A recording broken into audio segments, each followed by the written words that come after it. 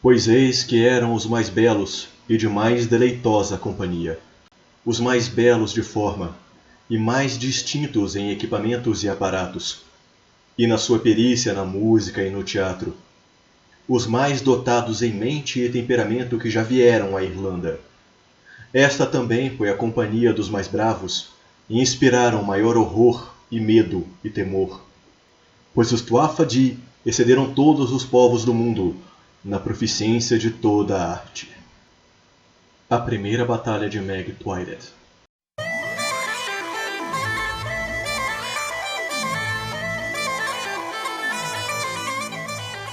Os Tuatha Dé Danann são uma banda muito maneira de folk metal irlandês formada em Minas Gerais em 1990. Quê? Como assim não é para falar desses Tuatha Dé Danann?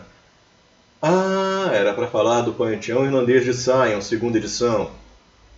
Não, é claro que eu sabia que eram coisas diferentes. A história dos Tuatha se inicia com a história da primordial do seu panteão, Danu, que aliás dá nome ao panteão. Tuatha Dé Danann significa literalmente os filhos, ou o povo, de Danu. Esta divindade primordial possui até hoje poderes sobre os rios e a chuva. Embora este seja apenas um dos nomes pelo qual ela atenda, Danu tende a se manter quase sempre ausente do mundo, deixando a sua prole protagonizar a imensa maior parte de suas próprias histórias. O que conhecemos hoje como Tuatha Dé Danann são na verdade filhos de Nemed, o líder de um grupo de exploradores que veio das 4 cidades fabulosas, Qualias, Glórias, Múrias e Fínias, onde várias artes, ciências e magias eram estudadas e desenvolvidas. Essas 4 cidades também hospedam os 4 tesouros sagrados do panteão: a lança de Lung, que tornava os ataques de seu dono irresistíveis; o caldeirão do Dagda, capaz de produzir qualquer refeição em qualquer quantidade; a Cleon Soleis, a espada da luz, que impediu os inimigos de fugirem assim que ela deixasse a bainha, e também iluminar. E, por fim, mas não menos importante, a Pedra de Fal, que, segundo a lenda, rugiria do seu âmago de alegria quando o legítimo rei da Irlanda pusesse os pés sobre ela. Aliás, ela existe mesmo. Ela fica na colina de Tara. A história dos Tuatha é repleta de guerras, principalmente com os habitantes anteriores da Irlanda. Seus adversários iniciais foram os Furbolgs, que, embora em termos técnicos pertencessem aos Fomorianos, acabaram se aliando aos Tuatha após muita sanguinolência. Durante o conflito, o rei dos Tuatha na época, Nuada, veio a perder um dos braços e assim teve que renunciar ao trono. Em seu lugar, assumiria um novo rei de sangue misto, Bres, que se revelou um tirano e que despojou todas as riquezas dos Tuatha em favor dos Fomorianos.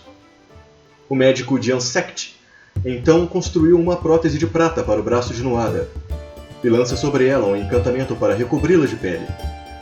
Isso foi motivo suficiente para uma nova guerra se instaurar entre os Tuatha e os Fomorianos. Nesta guerra, porém, Nuada é morto pelo Olho Malévolo de Balor, rei dos Fomorianos. Mas Balor, por sua vez, é morto pela lança de Lug, que também tinha sangue fomoriano, pois nascera de um casamento que era uma tentativa de acalmar os ânimos entre os dois povos. De lá para cá, os Fomorianos têm sido inimigos mortais dos Tuatha.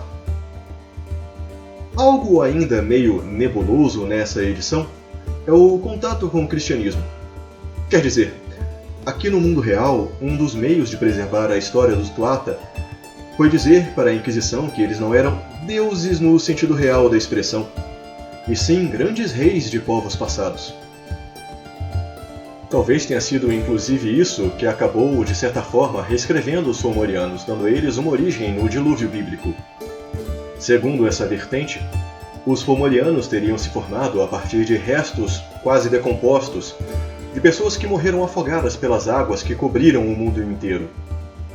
Por isso eles seriam horrendos, deformados e monstruosos. Em outra história, preferida até hoje pelos Fomorianos, os dois povos têm a mesma origem, e os Fomorianos se referem a Danu como Domino, e se intitulam Tuatha Dé Domino, dizendo que este seria um outro nome para a mesma primordial que originou os Tuatha.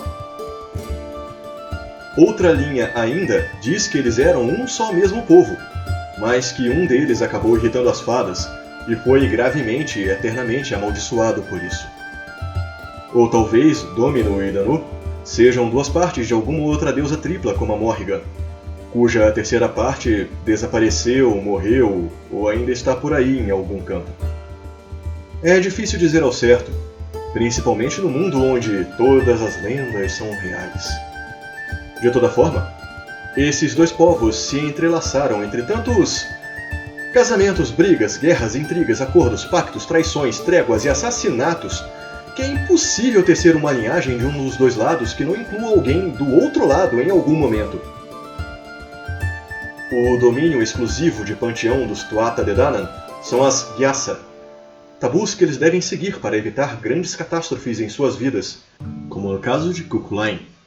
À medida que sua lenda cresce, você acumula mais Gyasa diferentes, e hora ou outra elas vão se esbarrar e colocá-lo num dilema onde pelo menos uma delas terá que ser violada.